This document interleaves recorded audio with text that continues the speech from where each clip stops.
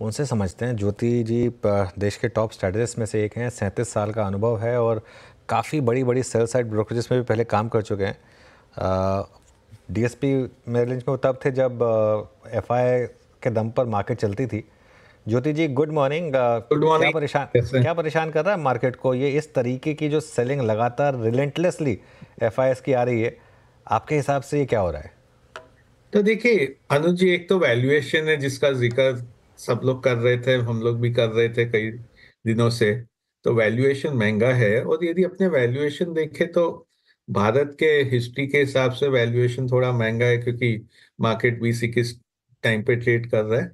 पर उससे ज्यादा यदि अपने देखें तो बहुत रिलेटिव कॉन्टेक्स्ट में इमर्जिंग मार्केट के सामने देखें तो इमर्जिंग मार्केट के सामने करीब 80% का प्रीमियम है वैल्यूएशन में।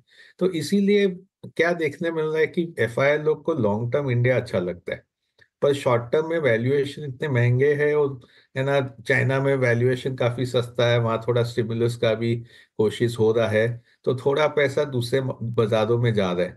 दूसरा अभी है ना, थोड़ा पैसा इमर्जिंग मार्केट छोड़ के भी डेवलप मार्केट में जाने लगा, खासकर यूएस में जाने लगा है, क्योंकि वहां पे ना नई सरकार आई है, तो लग रहा है वहां पे थोड़े मेजर लिए जाएंगे।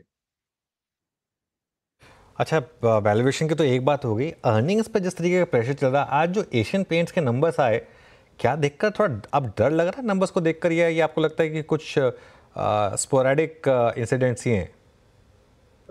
सॉरी, आप अर्निंग्स की बात कर रहे थे? अर्निंग्स, एशियन पेंट्स के नंबर्स देखकर जो आज मार्केट में एक एक्सीडेंट हुआ, उस पर क्या मतलब अब व्यू रहेगा? अ, तो देखिए पेंट सेक्टर में क्या हुआ है कि दो बड़े प्लेयर आ गए हैं, तो एक तरह से कंपिटिटिव इंटेंसिटी पेंट में बढ़ गया है।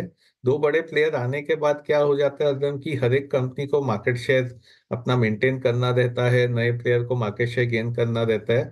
तो उस हिसाब से लोग है ना मार्जिन में हिट ले लेते हैं, और इसीलिए ये ऐसे देखने मिला है। दूसरा आपने देखे, और हर एक कंज्यूमर कंपनी में देखे कि थोड़ा सा डिमांड में भी नरमी है, और है ना डिमांड भी पिकअप नहीं हो रहा है। उसी टाइम पे यदि कंपिटिटिव इंटेंसिटी बढ़ जाता है, तो टॉप लाइन और मार्जिन दोनों में है ना थोड़ा नरमी हो जाता है, और वैल्यूएशन महंगे होते हैं कोई भी शेयर के, तो कभी भी अर्निंग डिसअपॉइंटमेंट आता है, तो उस पे ना इम्पैक्ट शेयर प्राइस में ज्यादा हो जाता है।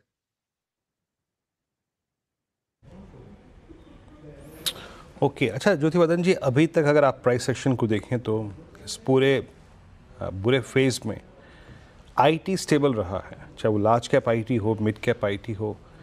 क्या इस बहुत ही वीक फेज में अर्निंग्स के आईटी हमारे डाउनसाइड को प्रोटेक्ट करेगा क्या? और क्या ये लीडरशिप कुछ समय तक आईटी में रहे, इस बात की चांसेस आपको कितने लग रहे हैं? अ, तो देखिए वीरेंद्र जी, आरटी में एक जो है ना अभी अच्छा चीज हो रहा है कि वैल्यू द रूपी वीकेंड हो रहा है। रूपी इसलिए वीकेंड हो रहा है क्योंकि चाइना में युआन वीकेंड कर रहे हैं टैरिफ के एंटिसिपेशन में।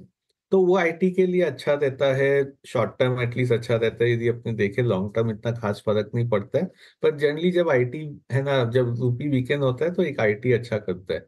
दूसरा है कि डिमांड है ना थोड़ा ठीक ही है। इसमें बस एक ही दिक्कत है कि अब जब ट्रम्प की सरकार आएगी, उनका है ना काफी इमिग्रेशन पे ध्यान है। यदि H1B वीजा में कुछ बदलाव आ जाता है जो आईटी कंपनीज को हर्ट कर देता है, क्योंकि उनका रहा है कि भाई अमेरिकन लोग को ही हायर करो, ये बाहर से लोग को नहीं लाए, तो हो सकता है आईटी में थोड़ा दिक्कत आ जावे। अभी वो आएंगे जनवरी में, उसके बाद उनके क्या प्रस्ताव आते हैं, वो एक है ना रिस्क फैक्टर रहता है आईटी में।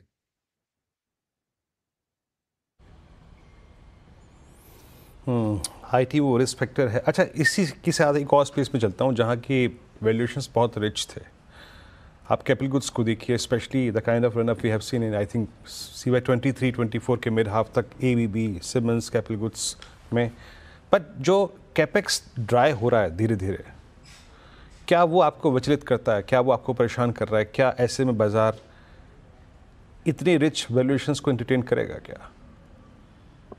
तो देखिए कैपेक्स का मेरा थोड़ा सा अलग विचार है।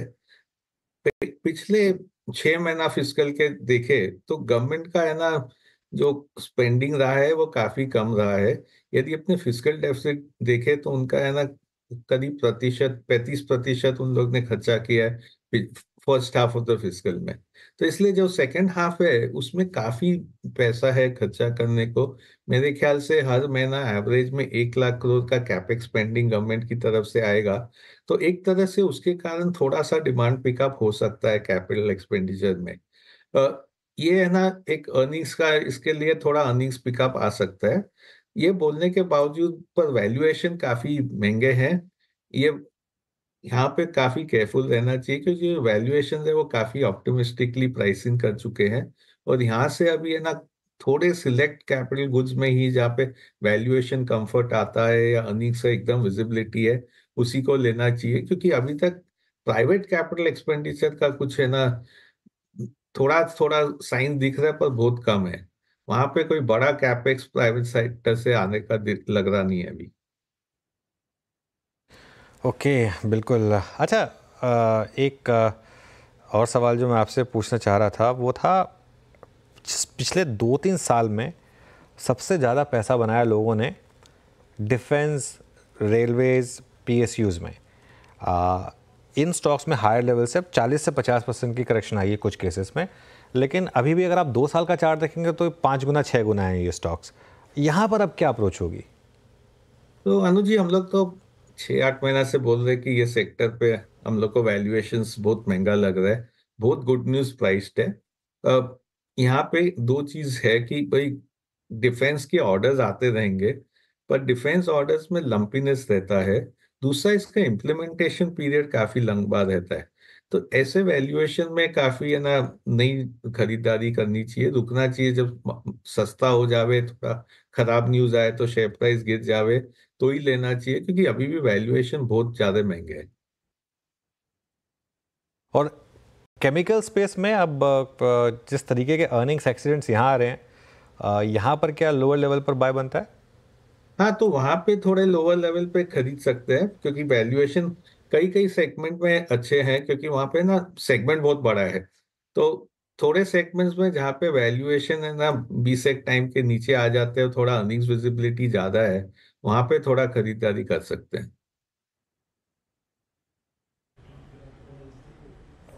ओके, चलिए ये तो बात होगी केमिकल्स पे।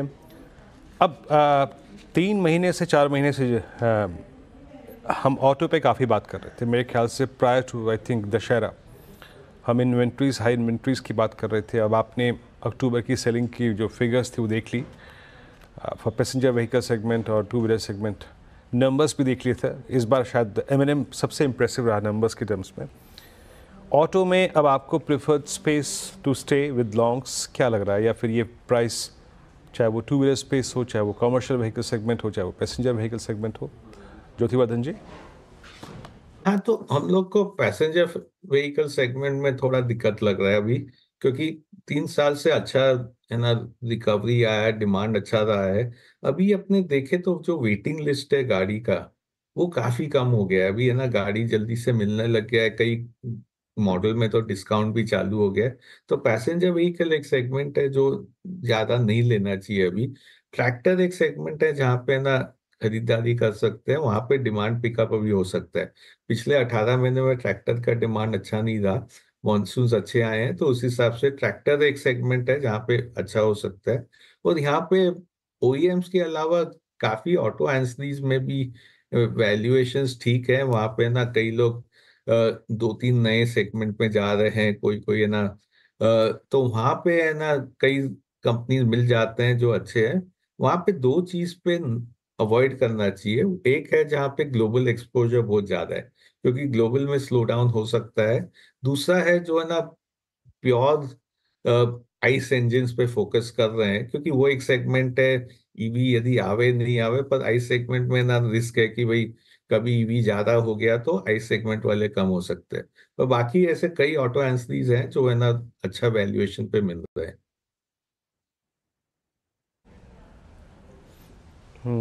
अच्छा, एक लास्ट पॉसिबली सेगमेंट लूँगा मैं, एक बार फिर से फाइनेंशियल्स पे आऊँगा।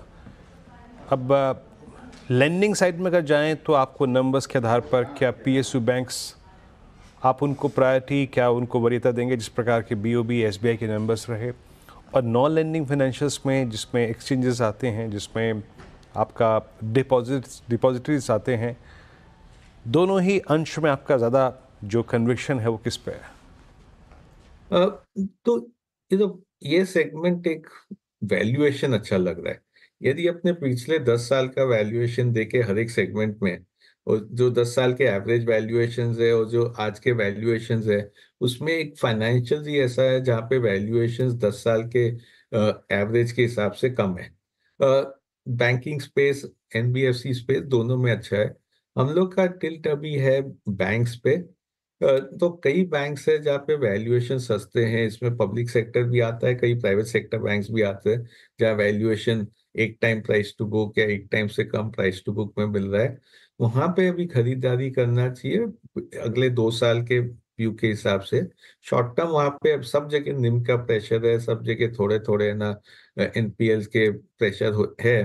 पर जो वैल्यूएशन पे मिल रहा है अपने को, जैसे जैसे ब्याज है ना स्टेबलाइज हो जाएगा, डिपॉजिट्स हम लोग के हिसाब से अभी बढ़ना चालू हो जाएगा, क्योंकि है ना लिक्विडिटी सिस्टम में बढ़ जाएगी। तो उसके बाद निम स्टेबल हो जाएंगे और ये जो वैल्यूएशंस है वो रीरेट हो सकते हैं। तो पब्लिक सेक्टर और प्राइवेट सेक्टर बैंक जहाँ पे वैल्यूएशन सस्ते हैं उसको ध्यान में रखना चाहिए। ओके, चलिए ज्योति जी, बहुत बहुत शुक्रिया आज हमारे साथ जुड़ने के लिए और हमसे बात करने